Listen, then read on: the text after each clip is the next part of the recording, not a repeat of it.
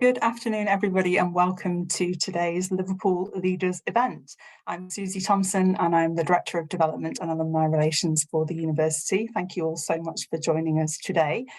As ever, please do let us know your thoughts after the event. This is your alumni association. We are really keen to put on events and other opportunities that you want to engage with, so please do give us your feedback. And as ever, ask your questions as we go through. Please do use that Q&A facility. We have one of our second year law students, Sarah Mosen, thank you Sarah, is going to put your questions to Wendy after today's main event. The Liverpool Leaders series shines a light on the many Liverpool alumni who are leading in their fields, and we are really honoured today to be joined by Judge Wendy Beetlestone for what promises to be a truly fascinating discussion. At these events, I typically have the job of briefly introducing our interviewer, who then in turn introduces our guest. But today's interviewer, no introduction is necessary.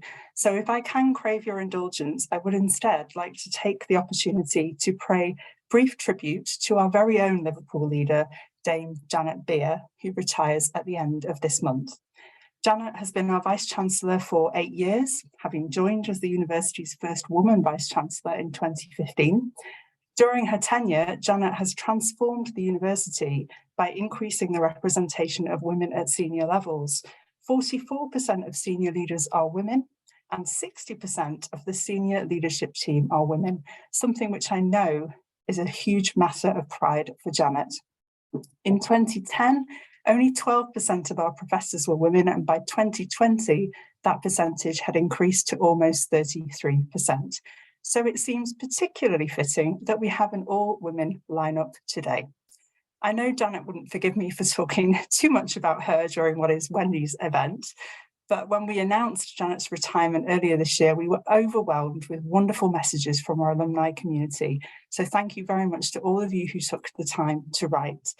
Janet has always described our alumni as our partners, and I know that for so many of you, you've had the chance to experience her passion for this community firsthand. Janet has always prioritised this alumni community, travelling all over the globe to meet with many of you over the years. Indeed, her very first trip overseas as Vice Chancellor was to Hong Kong, where she received a warm welcome from the Hong Kong Graduate Association and alumni community there, and there have been many happy trips back since. Janet believes passionately in giving back, and she lives those values. She understands the importance of philanthropy. She is a donor herself, just one of the many things that I have to thank her for. Like so many of our alumni, Janet was the first in her family to go to university. She understands the transformative power of education, and she wants that opportunity to be available for others. Our widening access programme at Liverpool is one of the most ambitious of any Russell Group university, and that is due in no small part to Janet's leadership. Equality, diversity, inclusion in every sense are in Janet's DNA. I'm so pleased that Janet agreed to host this event in her final weeks. It gives us all a chance to bid her farewell in front of this alumni community that she valued so much. Janet, the university will miss you. The alumni community will miss you. This event series is all about inspirational leaders. Thank you so much for being our inspirational leaders for these past 8 years, and thank you for everything that you have done for the University of Liverpool. So now it gives me great pleasure, tinged, it must be said, with a little bit of sadness, to hand things over to you. Thank you, Vice Chancellor. I was quite pleased to have my my camera off for that, but Susie, thank you so much for your kind and generous words. As you all know, I leave with very mixed feelings. It's very hard to leave the university and its people behind. Anyway, to this afternoon, I am really delighted to be introducing to you now US District Judge Wendy Beetlestone. Wendy graduated from the University of Liverpool in 1984 with a degree in philosophy. She went on to forge a successful career as a television journalist before entering the legal world a decade later. In 2014, she was nominated by US President Barack Obama to serve as the United States District Judge and was notably instrumental in issuing an injunction to block a controversial change to women's reproductive health care rights by the Trump administration. She has described her time at the university as a great start that delivered the thought discipline that continues to influence her professional life. Wendy was a very active student. She lived in Dale Hall and Tudor Place, was in the Debating Society, edited the student newspaper, and was an NUS officer. And she's continued a strong relationship with us here in the university. She returned in 2018 to deliver the university's annual Law School and Alumni Association lecture, and again in 2019 to receive an honorary degree, which we were delighted to confer upon her. Wendy's achievements in academia, her legal career, her active participation in student life while studying here, and her continued strong relationship with the university make her a fantastic ambassador for us and a great leader to have a conversation with today. So Wendy, welcome. Welcome. And first of all, I'd like to repeat some of the accolades that Susie set forth in her introduction. I've come to know you and Janet over the last few years and have a tremendous amount of admiration for you, and I'm very, very pleased to call you a friend. Thank you, Wendy. Me too. So I think it would be really nice if you could begin for our audience this afternoon by pretty much describing your current role. Well, I am a United States District Court judge for the Eastern District of Pennsylvania. That means that I am what they call an Article 3 judge under the Constitution of the United States. I deal with cases coming from a variety of areas. In essence, any case that arises under a federal statute or the federal Constitution comes to me. So that could be criminal or it could be civil. Also, I have something known as diversity jurisdiction. So if there are two entities from different states who are fighting over something which is worth more than $75,000, then they come to me in order to, under my diversity jurisdiction rubric. And then I also have this little thing, which is bankruptcy. So I am the appellate level court for bankruptcy cases. Sounds pretty busy. Yeah, it's busy. It's fun. It requires you to learn a lot about a lot of different areas very, very quickly. Yeah, but also presumably to be able to assimilate really fast. Yes, very much so. For example, I'm doing a case about Bitcoin right now. And, Bitcoin, I think many people try to understand exactly what it's all about, but it keeps morphing and changing from moment to moment. So my job is simply to understand what that little bit of the Bitcoin world that I need to understand in order to make my decision. Yeah, is that hard, in terms of the different kinds of expertise with that wide range of areas that you pronounce upon? Is it hard to know exactly where to begin and end? No, not really, because the parties are going to tell you exactly where you really focus your attention on the area that you need to know. Occasionally, you have a case where it's just difficult. For example, in product liability cases, medical drugs. You often have a lot of experts who are talking about the efficacy of the drug, the process of the drug through approval, how it impacts on a person, and obviously it impacts differently depending on the type, the person who is taking it. So in some of those cases, what I will do is I'll say I need a science day. And the lawyers love it when I say I need a science day, because what they want to do is get their expert tell me their position on the matter. So I say, no, I don't want that. This is not going to be a discovery into each other's experts. I need a neutral person who is going to sit there and testify and essentially teach me and going to give me a lecture on everything I need to know, or at least the structure, the infrastructure of what I need to know in order to make the decision. Yeah, I think probably the obviously outside the law, in terms of the kinds of briefing that you're getting, you could definitely qualify to be a member of the royal family.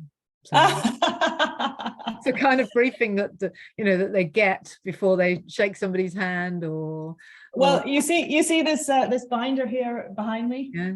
So I think that they get don't they get red boxes with gold stamps on them? Yeah, they certainly get the same red boxes as the politicians, I think. But yeah, I get because we're government workers, I get a binder that has been recycled for now 7 years, and it's filled with everything I need to know on that particular case. So it's not quite as fancy as the royal family. Well, it sounds pretty fancy to me. Yeah.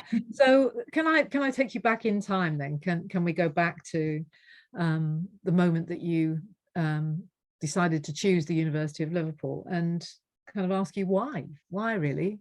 Why did you choose Liverpool? Yeah. Well, I chose it for a variety of reasons. One is I wanted to do philosophy, and in fact, at that point I wanted to do. I was thinking of doing PPE, and I did philosophy and political philosophy in Liverpool, and then dropped the political philosophy component, I think, in my first semester.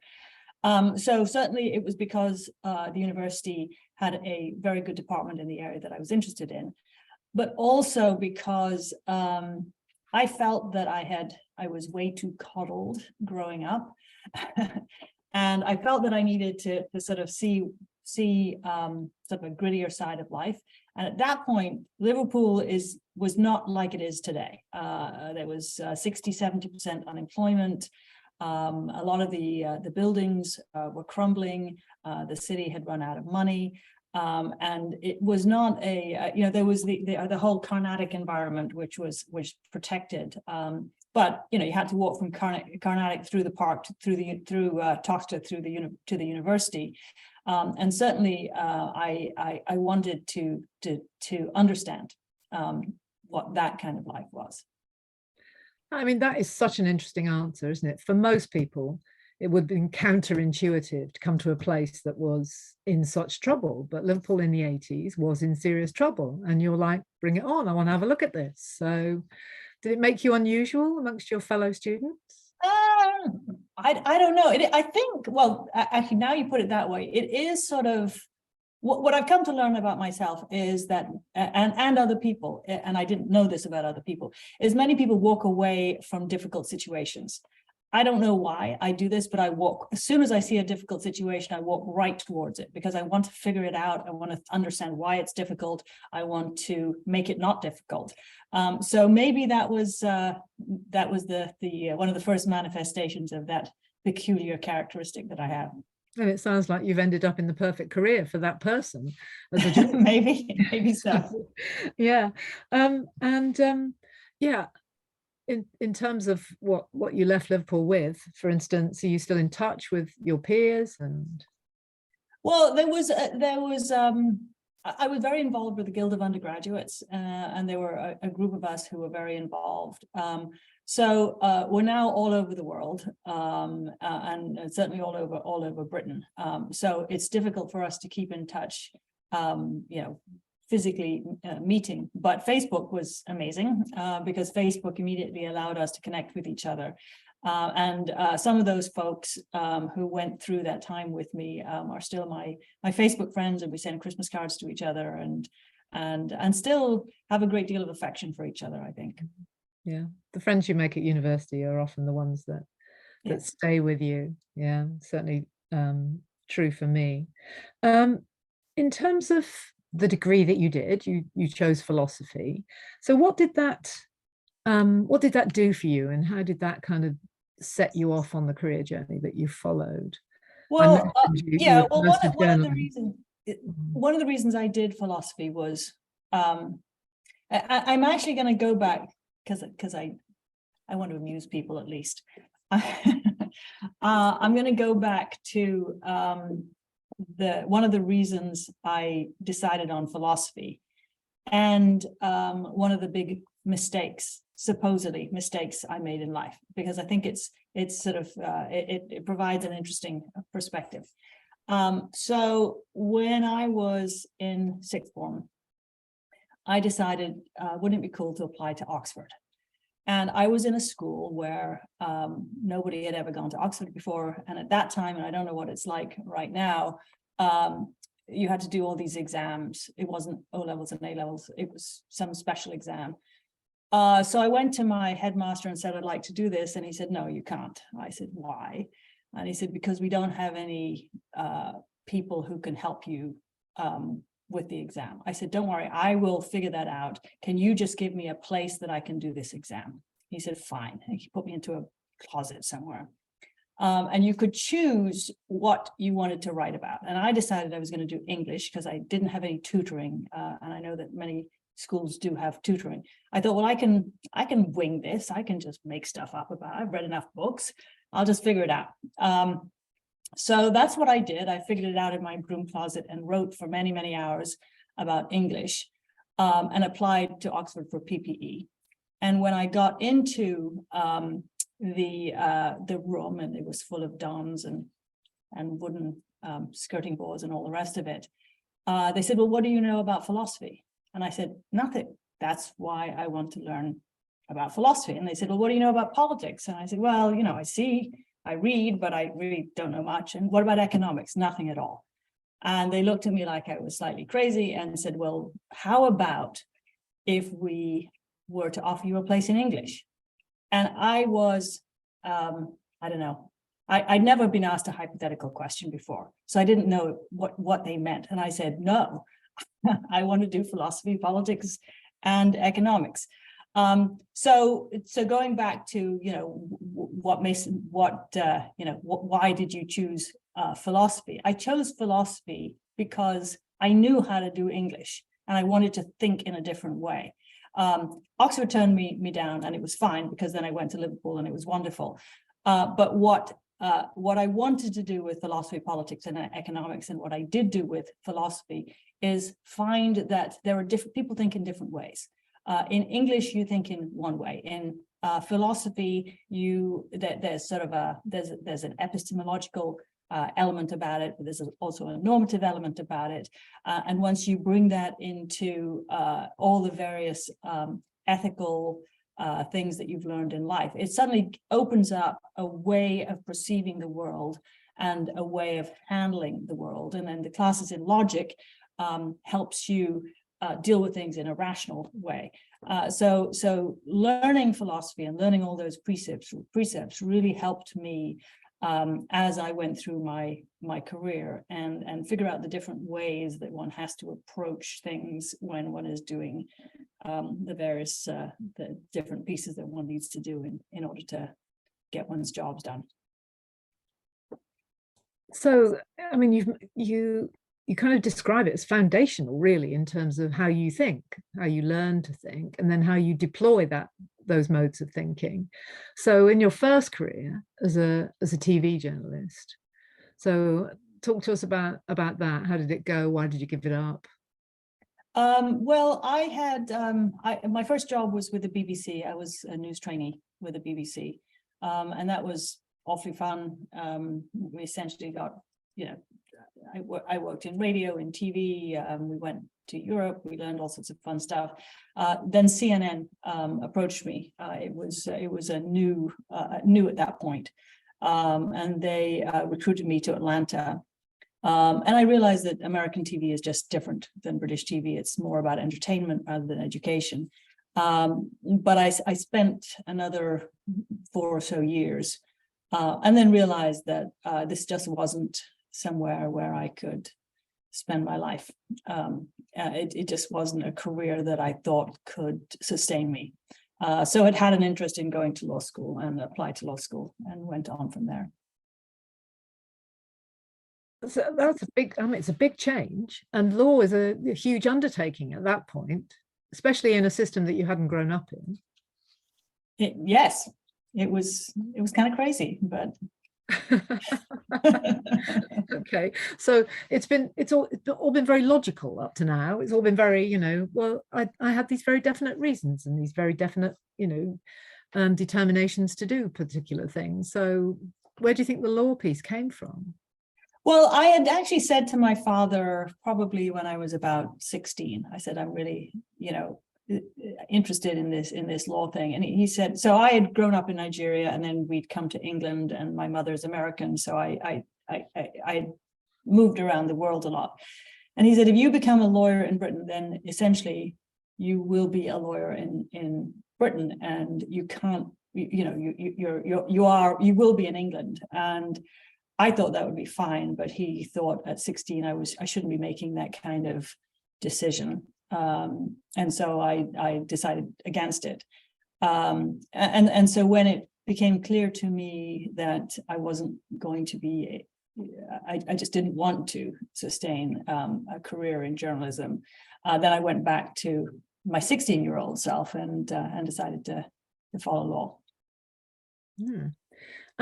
So in terms of the way in which your career has kind of unfolded, have you got any advice for, current students, recent graduates, in terms of how they approach their careers? Well, I'm not. I've got precepts that I followed all the way through my career, so I can perhaps share them. The first thing was have a 1-year, 5-year, and 10-year plan, whatever it is. And by that, I don't mean I am going to be whatever it is in 1 year or 5 years or 10 years, because if you do that, you're going to be disappointed, because you're never going to end up doing what you say, exactly what you say you're going to be doing. There's going to be so many other opportunities and so many forks in the road. But you just have to have a general idea of where you want to be in those 1 year, 5 year, 10-year timeframes, and keep shifting the time frame so that you always have an idea of where you're going. And then look to what the people ahead of you are doing. Look at what they're doing that you like, that you think you can do. If you think they're doing something that you find is that you can't do for whatever reason, or you find anathema, that's a good learning mode. And in essence, you're kind of building in what you will be in that 1 year, 5 year, 10-year period by looking at the people ahead of you and borrowing from them. And then this is something that I didn't figure out for a long time. Figure out what you're good at and what you like to do, and don't follow the crowd. Let me give you a couple of examples of that. At some point early in my legal career, everybody wanted to be the brief writer in my firm. The brief writer was the sexy thing to do. And so I was sort of competing to be the brief writer. And it was brutal because there were so many of us who wanted to do this.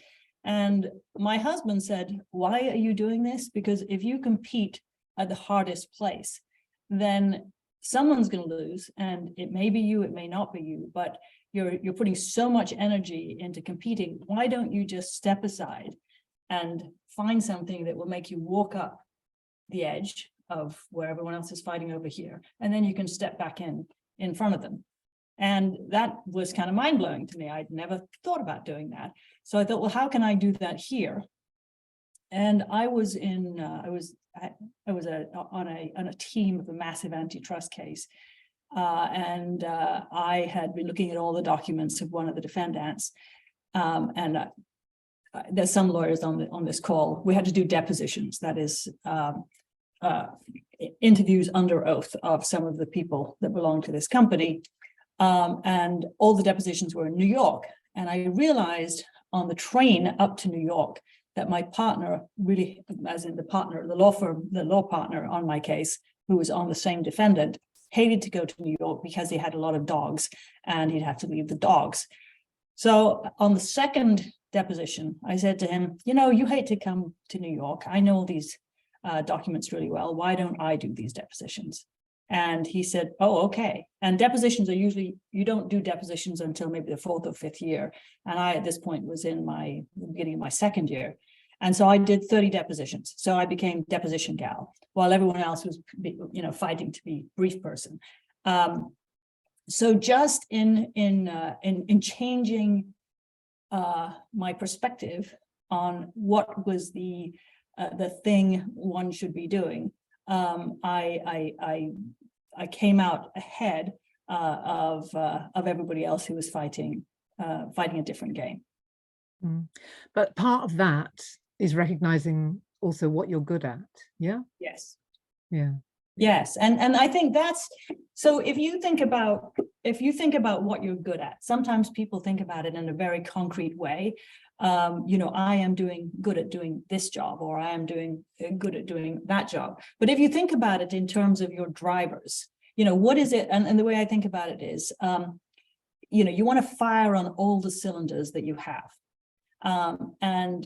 If you find yourself in a position, you know, only firing on 2 and you know you have 8, what do you need in order to fire on, maybe you'll never get to 8, but fire on as many cylinders as possible. And that will change. Sometimes it'll be clear what that is. Sometimes you have to do a reset and rethink where you're going. But it's always looking internally and deciding what can I bring to this equation that perhaps someone else can't bring, and also what is going to make me happy, what is going to make me be able to bring everything that I can bear on the situation that I'm in. And the kind of situation you just described, it sounds quite kind of cutthroat. Is that the kind of atmosphere in law firms, or there are more opportunities for collaboration and collegiality? I suppose I should give the answer, oh yes, it's very collegial. No, it's cutthroat. Okay, it's very cutthroat. But I'm not cutthroat, and I refuse to be cutthroat. So the difficulty for me is always, how do you rise without doing that? And that's one of those, I would look ahead 5 years and go, I'm not doing that. Yeah. I mean, there was a point in my career when I realized that, you know, my superpower lies in fixing things, not starting things. I can very quickly see what's wrong and how to make it better.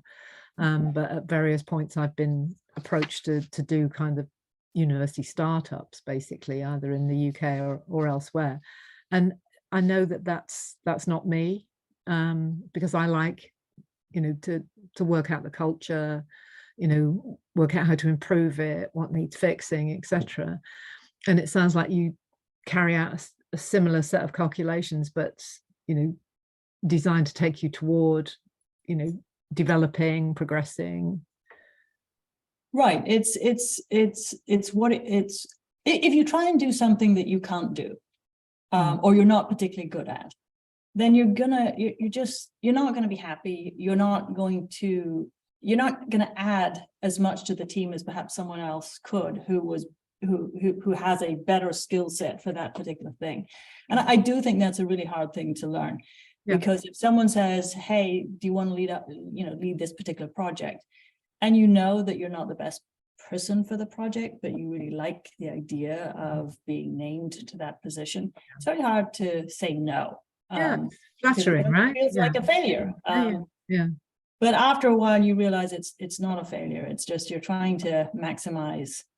You know, back to philosophy. You're trying to be utilitarian in your approach. You're trying to make sure that there's the best possible results given the skill sets that you have around you.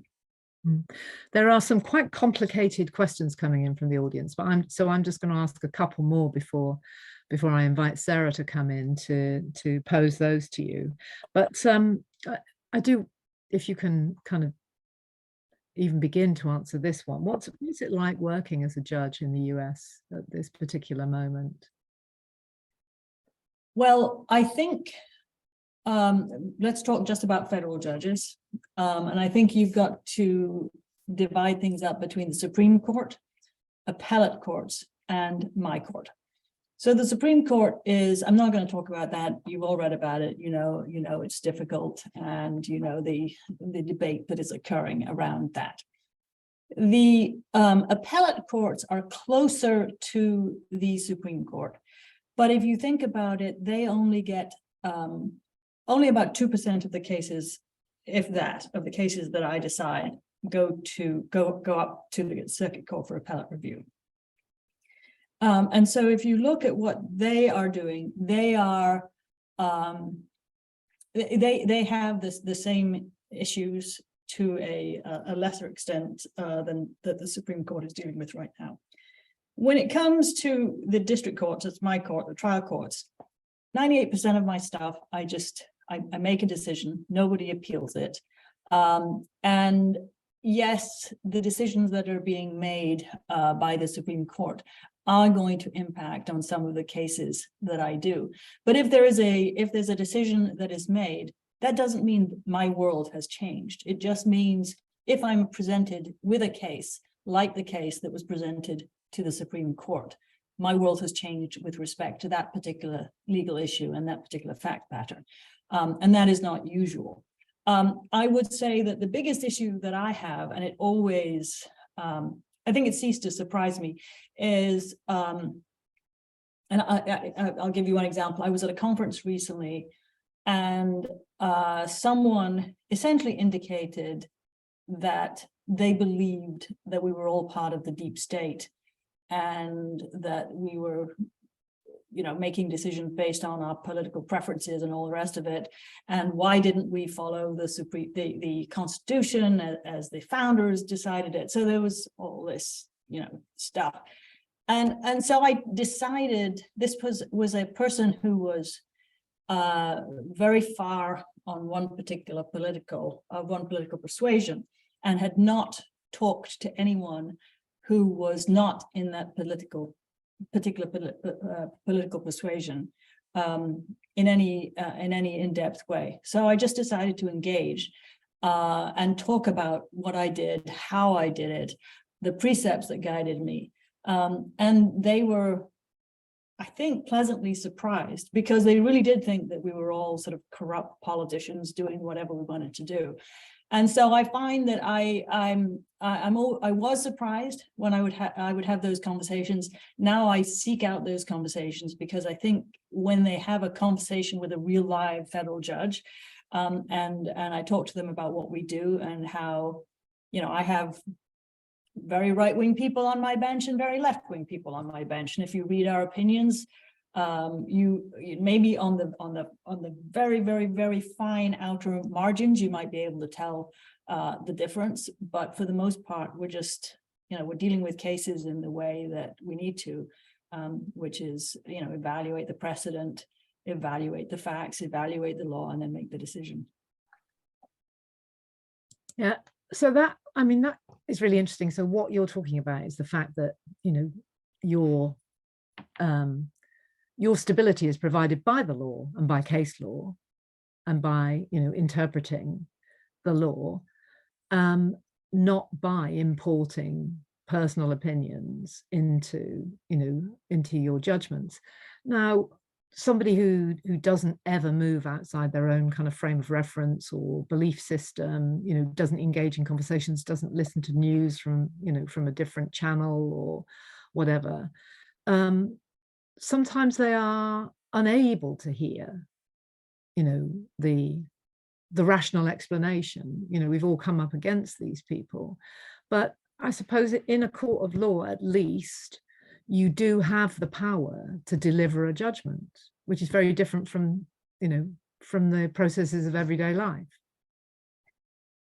Right. And you have to, I think you have to be deliberate in the way you do things. You know, I think that one of the things that people talk about is implicit bias, and it's a big issue that is working its way through various, you know, academic, legal, what have you, areas. And they send you off to baby judge school when you become a judge. And they talk a little bit about implicit bias and how you have to think about it. And what I took from that, particularly in the criminal context, I would be in a position where I was sentencing someone, for example.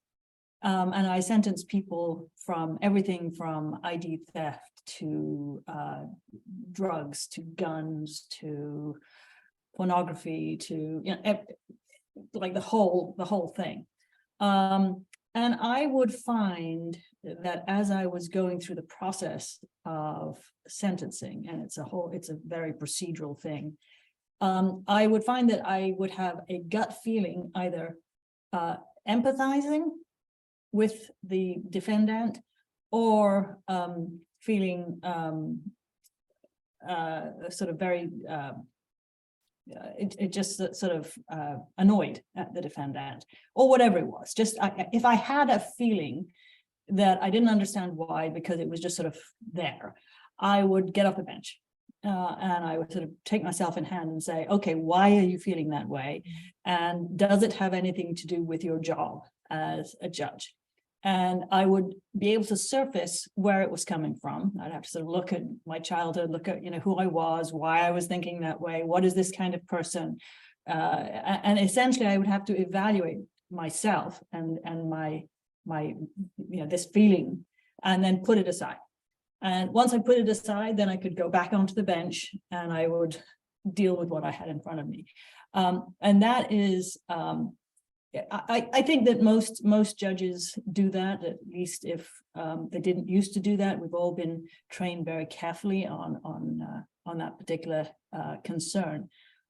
So I think that's just part of what certainly I do, and I think what we do on the bench, to try and make sure that what we do is not from our own perspectives. I mean, when we put on you see in that corner, there's my black robe.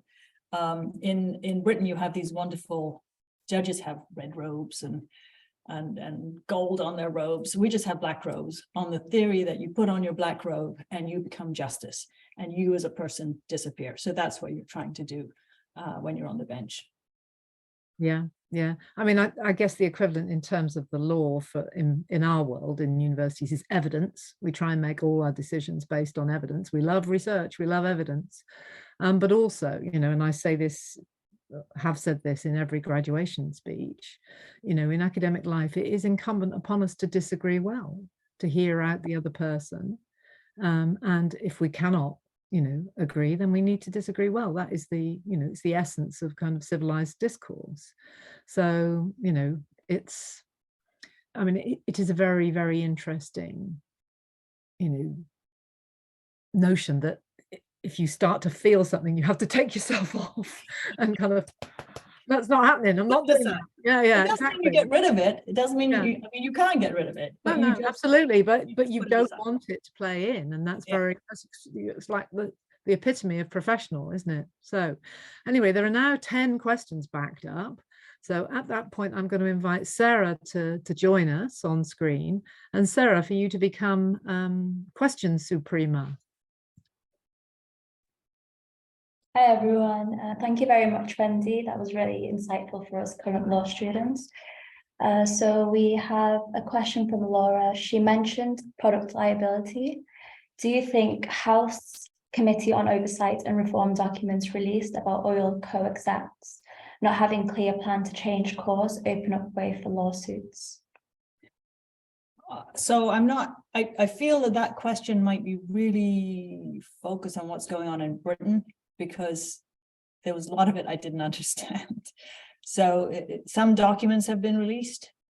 About oil co-execs not having clear plan to change course. The oil company execs. Let me pull up the question, because I'm not understanding it. Oil company executives not having a clear plan to change course. Oh, okay. So these are the oil, this is the story that the oil companies know what is going on, but have essentially snowed the public and have no plans to change. Okay. So I can't answer that question directly, because I don't want to indicate what my decision would be if I were to have one of these cases that came in front of me. But I will say, I teach a course, it's called Remedies in Strategic Litigation, and one of the components of it is environmental law. Certainly in the United States, and I believe in Britain as well, there are a lot of lawyers who are developing a lot of different legal theories as to how to, designed to get the oil companies to change what they are doing, either by using Securities and Exchange Commission lawsuits, as in, you've lied about the company, or using some kind of tort rubric or some kind of equitable rubric. So these cases are going through the system right now. And one of the guest lectures I have, we have this fun game that we play. I get my students to read the case, and I go to the student, well, what do you think happened in that case? Was it a success or failure? And the student will say total failure. And then I'll turn to my guest lecturer who does this all the time, and I'll say, well, total failure? And she'll say, no, not a total failure. And she'll explain how the focus of that lawsuit was not to win outright. It was just to get a slight change. And if they get that slight change, then they can go to the next lawsuit and they can build with that precept on where they want to go. So it's one of these areas where it's a new area in the law, and there are many plaintiff side lawyers who are trying to figure out a way forward to try and force the oil companies into taking action. Thank you. So do you have any regrets about your time at Liverpool? What might have you done differently? I have no regrets at my time at Liverpool. I made a lot of stupid mistakes at Liverpool and in later life, but I can truly say that all my mistakes were mistakes that helped me be who I am today. And I also believe that when people's, and I don't know whether they say this in Britain, but there's this whole thing about the teenage brain in America right now. You know about that? Teenage brain, they don't know how to think. Nobody knows how to think until they're 25 years old. Therefore, you need to control what they do, and nonsense. I think that if you look at history, there are so many people who in their teens changed the world. And that's because young people don't have the baggage associated with, having developed a way of thinking, developed prestige, had a pot of money or whatever it is that prevents you from just going full bore at something. So I, at the age of, between 18 and 20, I just went full bore, made a lot of stupid mistakes, but it was fine. So after making history in issuing a nationwide injunction that prevented the Trump administration from implementing a rule allowing employers to decline to offer women access to free birth control, we would love to hear your perspective during this historical moment and how this made you feel, and your thoughts now that there's an abortion ban in the US. Well, I think the interesting thing is if you look at Ruth Bader Ginsburg, who was the Supreme Court justice who wrote a lot about women's rights, at the time of Roe versus Wade, was not happy that the law was, or the opinion was written in the way that it was written, because her view was if the Supreme Court says this is the way it is, then at some point it was going to develop into a political morass. And she predicted that it would end up in the way that it has ended up right now. So what the Supreme Court has done has overruled Roe versus Wade. But what the Supreme Court has not done, it has not said, and abortion is illegal. All it has said is that the manner in which abortion was evaluated in Roe versus Wade is not applicable, right? But what that means, and I think that means nobody's going, and for a variety of reasons, nobody's going back to the United States Supreme Court on this issue in a long time. But we have state courts, and the state court constitutions are a little different than the federal constitution. The federal constitution was essentially a constitution which was in the negative. You shall not infringe on religious rights. You shall not infringe on the First Amendment. So essentially, it was to protect the people against the federal government. The state constitutions were usually the other way. If you read the state constitutions, they have rights that are included. So in many states, they are already, either they have, or there are lawsuits looking to effectuate the rights that people believe are found in the state constitutions. But also, in the last election, I think there was 3 states maybe where there was either a statute or a constitutional amendment instantiating that right in the law in the state. So it doesn't. The battle is still happening, and of course, as soon as the states start taking action, the focus of everybody is going to switch to those states. So it's just unfortunately one of these cultural points that we're going to be fighting over for a long time to come. But the battle is not over because the United States Supreme Court has changed its mind. Thank you. Can I just interrupt a second there, Sarah, just to stay with this subject, Wendy? I mean, I think an essential difference between the UK and the US, and abortion is perhaps a good example of this. I think the majority, not all, but the majority of people in the UK would think, that's not my business.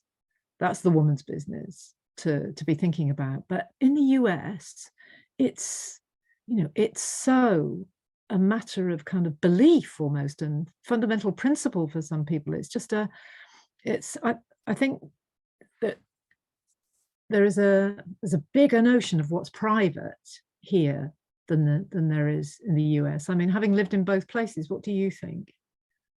Well, I think that I think that there has been a definite long-term goal to politicize the issue so that it does become something that people think of when they're selecting their governmental representatives.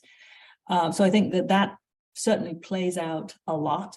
And this is, and what I'm about to say is solely from my experience of, I went to a school in Yorkshire, Church of England. We went to, chapel every Wednesday, and sang in the choir and all the rest of it.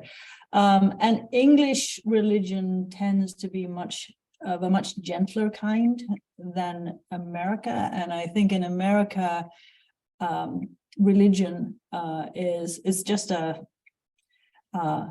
there's more of an evangelical component about it than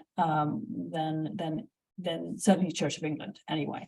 And I think that probably plays into the way things are falling out right now. It's just really interesting, isn't it? Because we don't have a separation between church and state, and you do. And we do, right? Exactly. Yeah. Sorry, Sarah, back to you.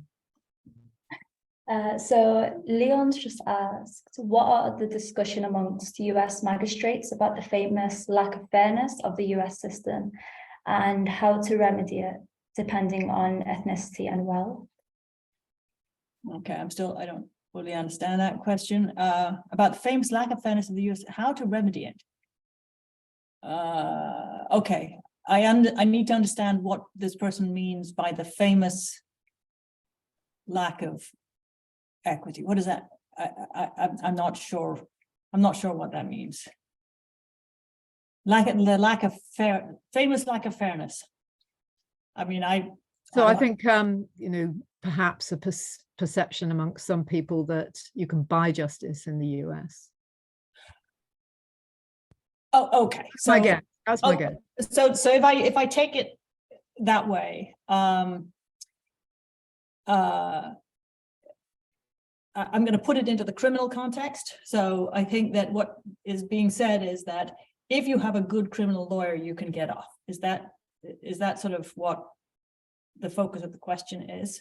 Given enough resource. So Leon has clarified by saying, okay. So I think that is, you look at the OJ trial, and you look at all these big trials, and you see what happened there.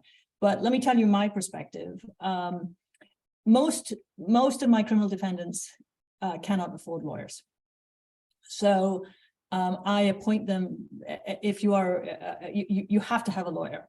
If you are or you have to at least be offered a lawyer if you are a criminal defendant. So I appoint lawyers, and we have federal defenders and also defenders under the Civil Justice Act that we as judges, people apply, and we say you can be a CJA lawyer, and then you get paid a certain amount by funds that have been set aside. I would say that the prosecutors are trained on how to bring a case. It's they're very straightforward in what they do. There's not a lot of drama in what they do. They usually have a huge amount of investigative capabilities, and if they indict someone, they are pretty clear that they have got some very good evidence against that person.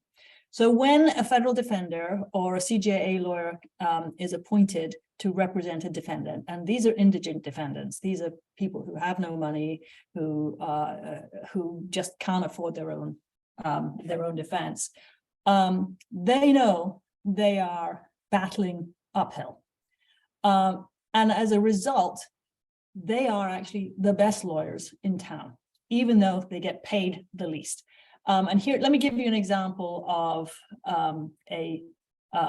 something that really impressed me. I had it was a PCP case, PCP drugs. And I started off with 16 defendants. I ended up with 8 trying. And so the government's evidence, they put on photographs of these little vials that they had found in buildings and in cars and what have you. And they had all these conversations between people about the vials. And there was discussions of the color of the liquid in the vials. Sometimes it was brown, sometimes it was yellow, sometimes it was green, sometimes it was purple, and sometimes it was, oh no, it was never purple, it was never orange. It was green, brown, or yellow. So this one defense counsel kept on getting up. First of all, he didn't do an opening statement, which is rare.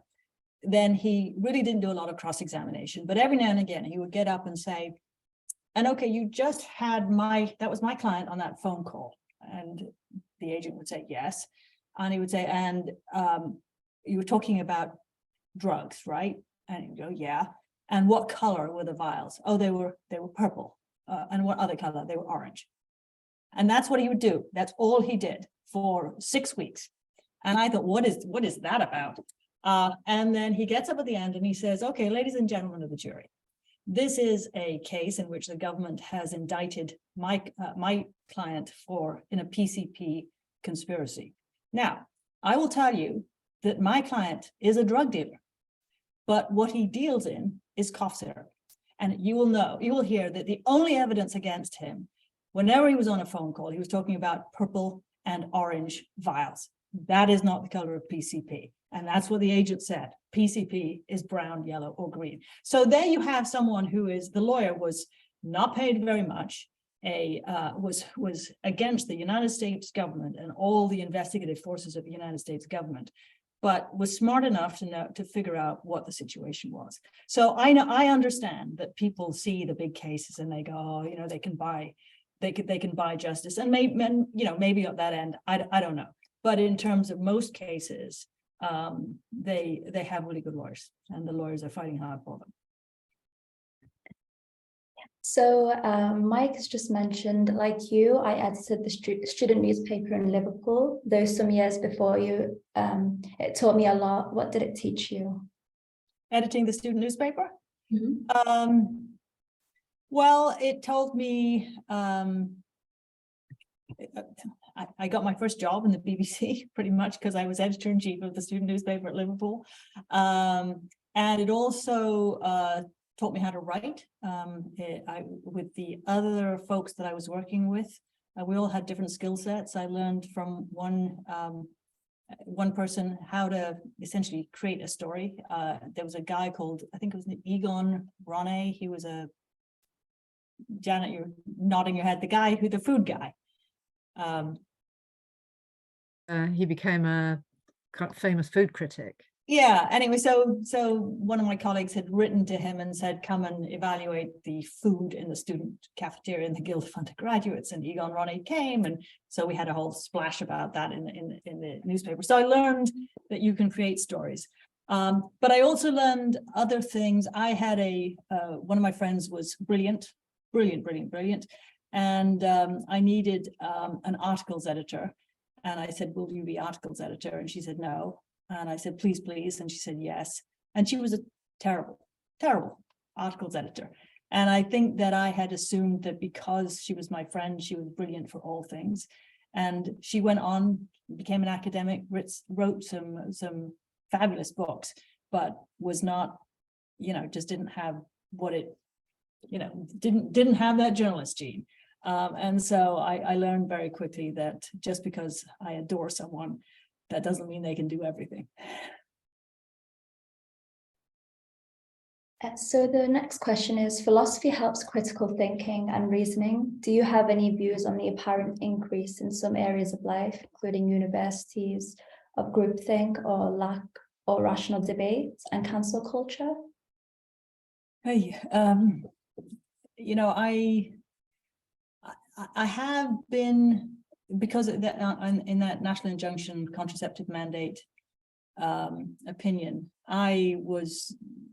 everybody was like nationally, internationally, just sort of piling on. And I often am in that situation because if I write a controversial decision, I think I'm subject to cancel culture. People don't like me and they say it very loudly and longly. So I think I know what it feels like, but I don't, you know, quite frankly, I don't know. I don't know what to do, how to deal with it. I hope that well, okay, this is not Judge Beetlestone talking. This is just me. I think that we have gone through some massive changes with social media. I think that everybody's learning how to deal with it. I have a great deal of optimism about humanity's ability to deal with new situations, but I think as we're dealing with them, we go through rocky times. And cancel culture and this culture of negativity on social media, I think, is just one of those things, and we have to figure out how to deal with it. And yeah, I see some good signs. There's at least in high schools here now, kids are being educated on how to figure out what is true and what is not true on media. So I think the academics are certainly digging into that and trying to figure out what to do. But I also think that kids themselves, or younger people themselves, are figuring out what to do. So I think we're in this sort of maelstrom right now, but I think it's going to get better over time. So the next question is from Jamal. So regarding your advice on goal setting for students, how would your advice differ, if at all, for mature students? I didn't. How would my advice differ from mature students? Is that what was? Yeah. I don't think different. I was a mature student in law school. I was 6 years out, and everyone was just straight out of undergrad. It was a little different for me. I didn't go to the same parties. I didn't party as hard as everybody else because I was, you know, had a whole different life. But I think it's, you know, mature students, you just, same thing, just slightly different portion of your life. That's all. I agree. So this question's from Celia. So what are the positive changes you have been aware of regarding Liverpool University between now and the time you've studied there in the 80s? Well, Dame Janet Beer totally changed the culture at the top. There's a bunch of women who are in power. I did not pay her to say that. I am a very strong believer, because I look at the research, is I'm not saying that women are so fabulous, therefore they should rule the world. That's not what I'm saying. I'm saying that you have to have different perspectives at the top. And the research shows that if you have more women, and the institutions, whichever institution you're looking at, hospitals, business, universities, they do better if there's more women in power. And it is because if you are running an organization or doing research or whatever it is you're doing, and you only ever see one perspective, you're not going to be able to understand the whole, you know, the whole elephant. And so, yeah, I think that what Dame Janet has done, if it continues, and I think it will, because of the tenure system and because these, you know, people that she's put in place that will be here for a long time, I think that has to have changed Liverpool for the better, and will change the world for the better if it's carried out across the board. So that was the last question. Sorry, I couldn't get through everyone's questions. So that's the end of the Q&A. I'll now hand over to Susie. Thank you so much, Sarah and Janet and Wendy. What a fascinating hour. And I'm sorry to cut it short. As Sarah said, I think we managed to get through probably about half of the questions. There were loads and loads of questions, so I'm very sorry if we didn't get to yours. I love these sessions so much. I've taken down at least 4 or 5 things that I will take away with me. So thanks again. Our next session is at the end of January, and we have Jonathan Falkingham, who is the founder of Urban Splash, which is a huge property development company. So an alumnus, and as of last week, an honorary alumnus as well, because he got an honorary doctorate from the university last week. So we look forward to that. Please do join in January. Have a wonderful Christmas. Thanks again to Janet and to Wendy, and we'll see you soon. Thank you, Wendy. Thank you. Susie. Lovely to see you. You too. Bye-bye. Bye.